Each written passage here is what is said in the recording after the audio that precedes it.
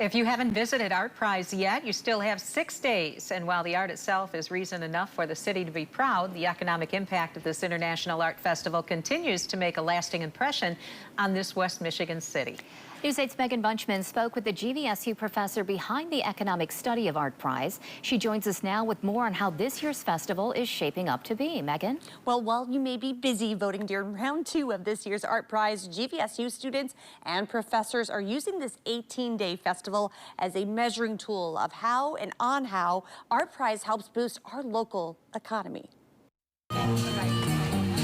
There still may be 1 week left for ArtPrize 2023, but that doesn't mean West Michigan hasn't already felt the ripple effects of large crowds and unique visitors in the downtown area. You're out of your car, you're walking around, instead of driving by a business, you're walking past a business, and there's the window shopping opportunity. So there's plenty of.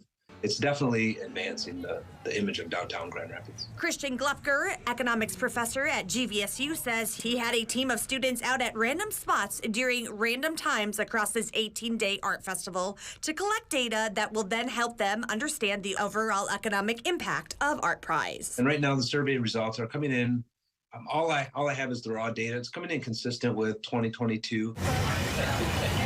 Last year, ArtPrize saw 753,000 primary visitors, or people who came to downtown Grand Rapids exclusively to take part in ArtPrize. 56% of them were from outside Kent County, and their trip to Grand Rapids produced $35 million added to the community. We really track the non-local who come in because that's new spending, but it's also the locals who are maybe eating at a new restaurant they haven't been to before. While this year's ArtPrize is only halfway done, Glupker says his team is seeing similar visitor numbers and notes that the weekend weather was another boost to people's spending behaviors. If you buy a coffee, that coffee shop now has to buy, additional coffee beans because they sold them to you.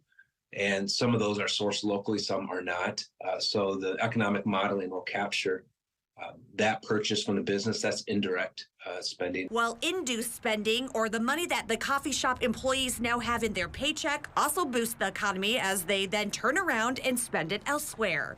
These two data points, induced and indirect spending, helps create what is called a ripple effect or multiplier effect. For every dollar you spend, it's going to multiply to $1.70 to $1.80 into the local economy.